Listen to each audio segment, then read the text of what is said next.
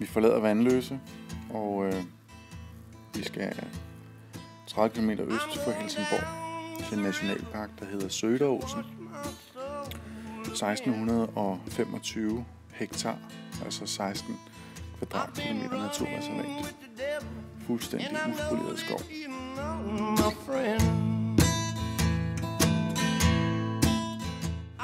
Naturen, det er vores ladestation. Vi lever et hektisk liv i storbyen. Så når vi tager afsted nogle steder, så vælger vi som regel noget naturoplevelse. Og der skærpes sanserne på en helt anden måde, og man slapper af, eller vi gør i hvert fald. Så vi har meget store forventninger til Söderåsen og glæder os.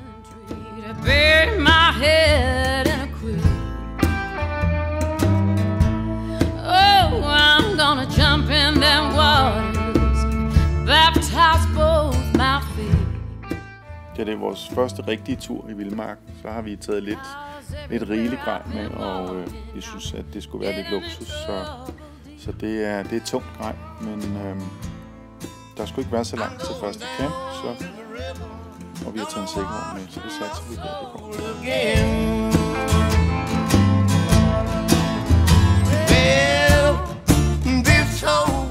Vel ankommet til nationalparken har vi læsset gradet, og vi har kigget på kortet. Vi skulle bare lige lidt ned af vejen, og så var der en lille sving mod venstre, så skulle der være en god camp til os. Sindssygt godt på bakke.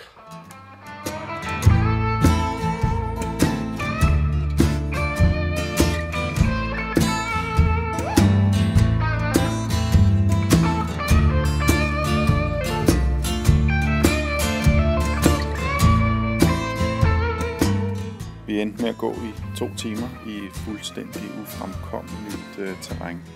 Og ja, til sidst så endte vi. I'm going down to the river. Parkeret her, og så skulle vi have været hernede overnat ved Dalbergs. Men så fik vi kigget forkert, så vi kom til at gå den anden vej rundt. Og en derude med fuld opbakke. Så det gider vi ikke. Så nu går vi tilbage med fuld opbakning til bilen. Så tror jeg, vi overnatter i bilen. I'm going down to the river, gonna wash my soul. Nå, det var så vores lejr, den blev i dag, om bag bilen. Det gik lige helt efter planen. Det var ikke lige planen, men det her i bilen er vores første dag slutter. Forhåbentlig får vi en god nats søvn, og så er vi klar igen i morgen til nye oplevelser og et nyt sted.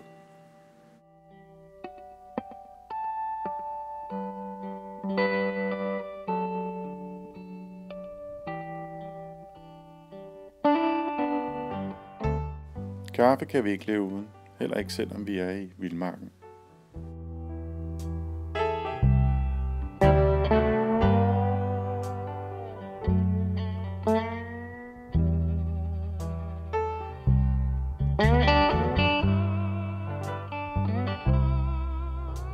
Sove med en honeybånd.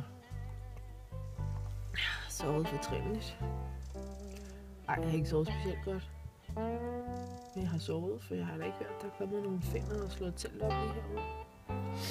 Så jeg må da sove. Efter morgenkaffen bevæger vi os nordpå i reservatet. Vi har fundet en camp på kortet, der hedder Liergården, hvor man kan parkere i nærheden.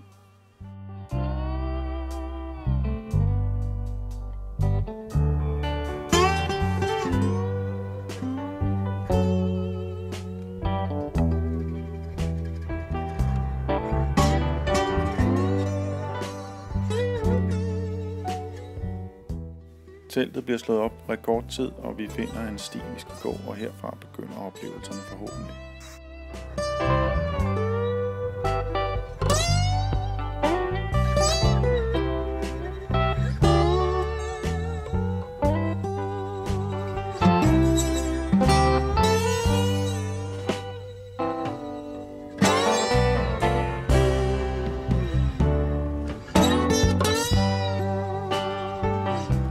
lykkes os at finde en camp, og vi har fået slået teltet op. Det skal godt. Det gik stærkt. Stadig styr på. 1,5 time, så var det. Og nu skal vi afsted på et kæmpe udsigtspunkt, Som hedder Kobberhatten. Kobberhatten, ja. 250 meter over havets overflade. Og hele turen derover går op og ned ad bakke, op og ned ad bakke. Så vi glæder os. Ømme ben. Nej, ikke ømme hænder. Ømme hænder.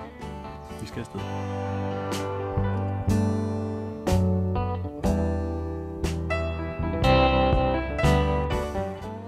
Der går meget kort tid, før vi får taget en forkert vej. Vi finder en sti på den modsatte side af åen, af hvor den rigtige sti går.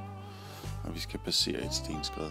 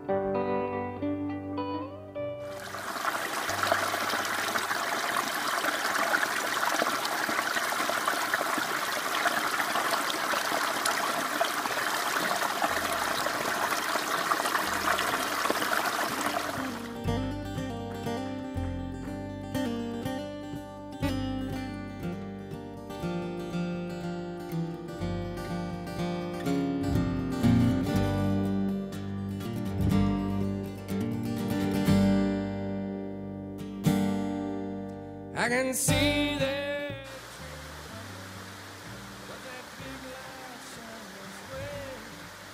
Hear that whistle softly blowing. Lord, it's been an awful day. Så er vi gået rigtigt for en gang skyld. Kobberhatten den vej. Orientering den vej. Lejr den vej. Nu er vi helt styr. It was in the month of May. I told my son, I said, be a good soldier, but return again someday.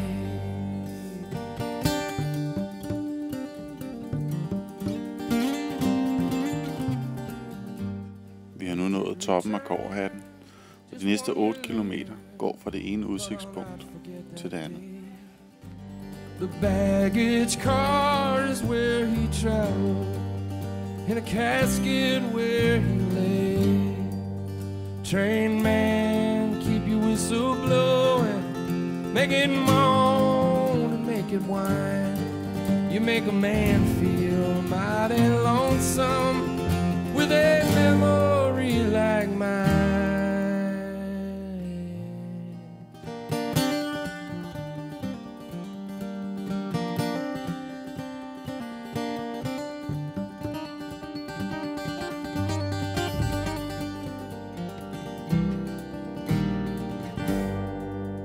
In a little country graveyard on a dark and dreary day, you know, they place a flag upon the casket, and the casket in the grave. I couldn't stand it any longer, and I knew not how to pray. I just cried, oh Lord, I hate to leave him all alone beneath the clay. Train man, keep your whistle blowing, make it moan and make it whine.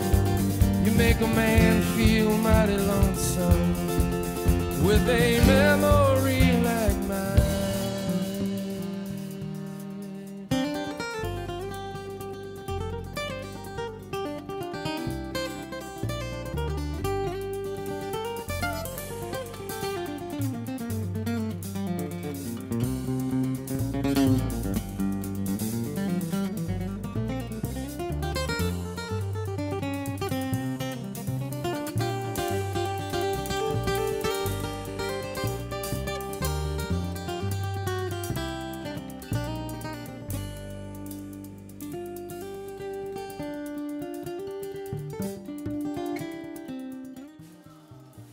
Halvvejs på ruten lå der en lille hyggelig restaurant. Godt besøgt. Vi havde heldigvis lige spist hummer, så nej tak.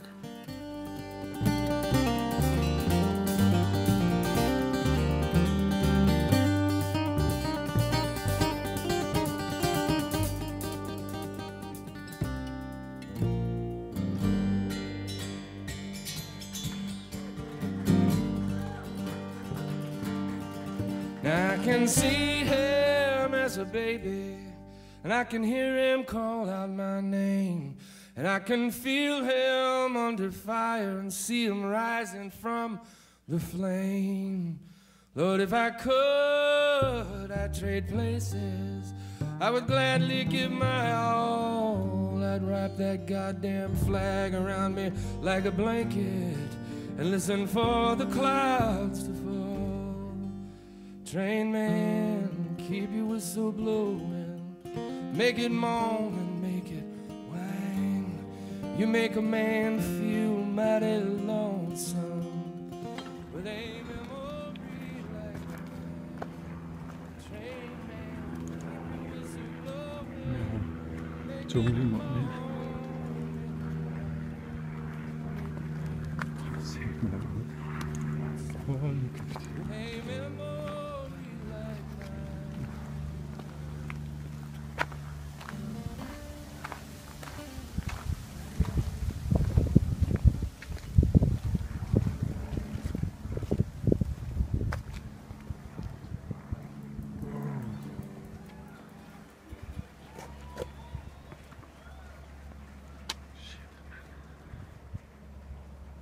Det er hæftigt. Hold nu kæft, hvor er det flot.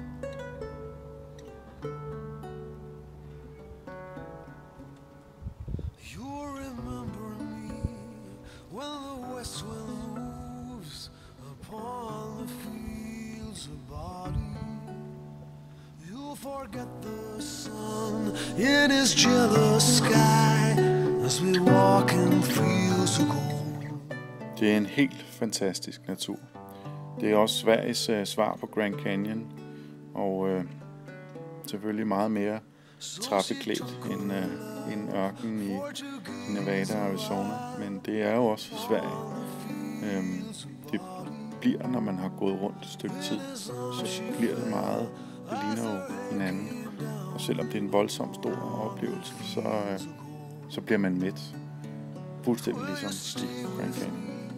Will you be my love among the fields of body? We'll forget the sun in his jealous sky as we lie in fields of gold.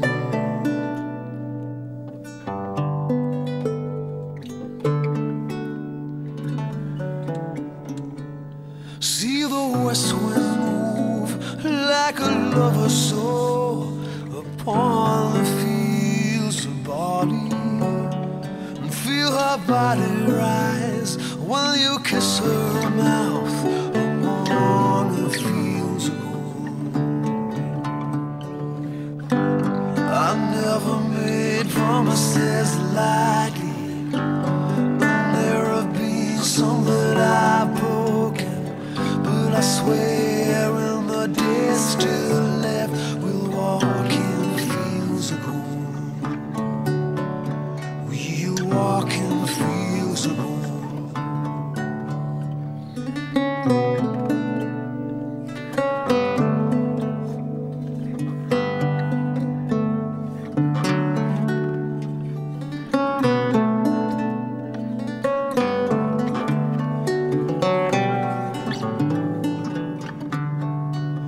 Now many years have passed since those summer days among the fields of body. See the children run as the sun goes down among the fields of gold. And you'll remember me when the west wind moves upon the fields of body. You can tell the sun in his jealous sky when we walked in fields of gold. When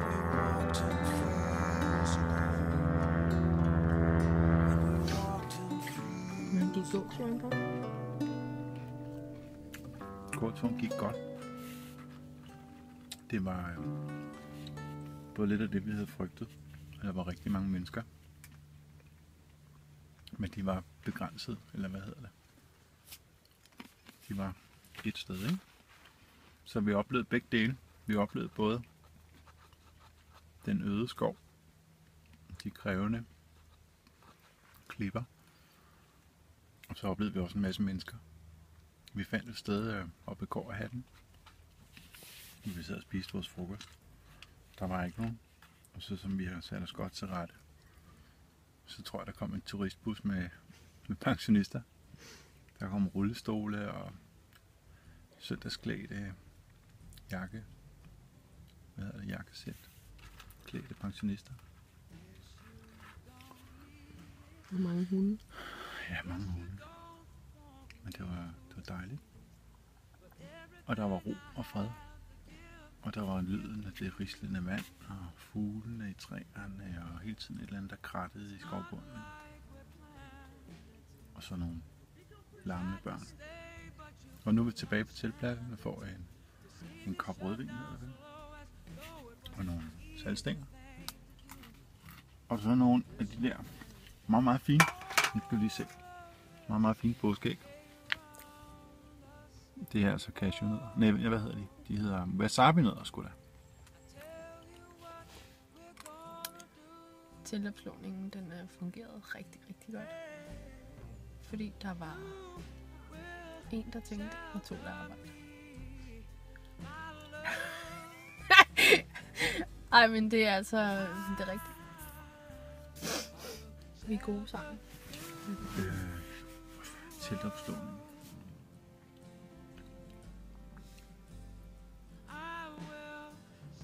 Lagt lidt, og den gik godt. Rigtig godt. Jeg tror faktisk, jeg slår ved teltet op på 20-30 minutter. Og når jeg sådan har læst, så de der telt, når man slår dem op første gang. Det var første gang, jeg slog det op. Når man slår dem op første gang, så er det rigtig lang tid op, må man sige. Og nogle længere. Men jeg tror, det gik godt, fordi at vi er godt på. Vi kan godt finde ud af, ikke at det er altid den samme, men vi er gode til, at der er en, der tænker, og to, der arbejder. Det er bedre end et forhold, hvor der er to, der tænker, og måske kun en, der arbejder, eller to, der tænker, og to, der arbejder. Så det gik ret stærkt. Og så vil jeg sige, at det er også rigtig godt telt. Så tak, mor. Der var farver, så pløkkerne og sådan noget passet sammen. Men det er sindssygt lækkert. Altså, vi fik hurtigt...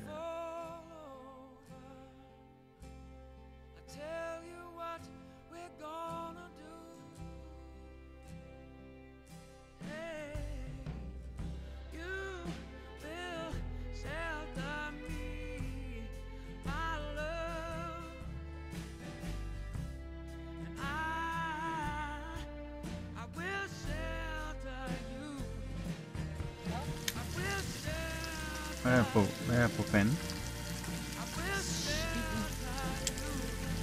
Hvad skal vi have? Fisk. Så gummisalte er fisk.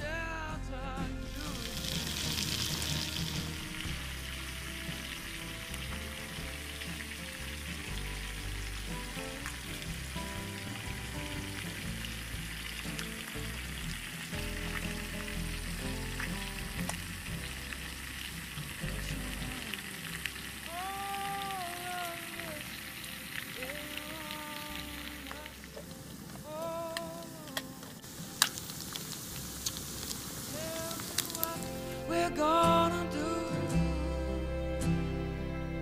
Hey, you will shelter me, my love, and I will shelter you.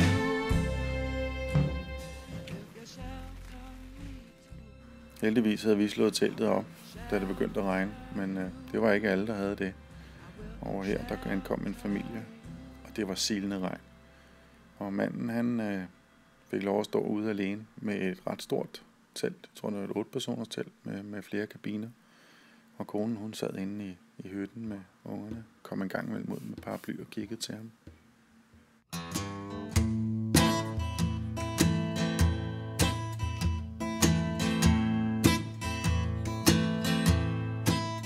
I'm going down to the river to wash my soul again. I've been running with the devil, and I know that he's not my friend. Regnen den fortsatte ufortrødent, og vi fik folkene væk fra campen. Så vi lå faktisk tilbage som de sidste ud på eftermiddagen. Vi måtte mere eller mindre op. Det kunne simpelthen ikke lade sig gøre. Til sidst der var et hul i regnen, og så valgte vi at pakke teltet ned og sige tak for denne gang. Men det var en fantastisk oplevelse. Det vi nåede. Vi nåede ikke lige det vi havde planlagt. Men det gik også lidt galt. Første dagen og anden dagen og det meste af tredje dagen, der blev vi forstyrret af regnen. Men vi vender tilbage igen, det er helt sikkert. Jeg tror, vi tager tilbage med børnene, og ellers så finder vi en anden nationalpark eller en anden skov eller nogle andre klipper at vandre på. Well, this whole world's going to hell in a handbasket. If I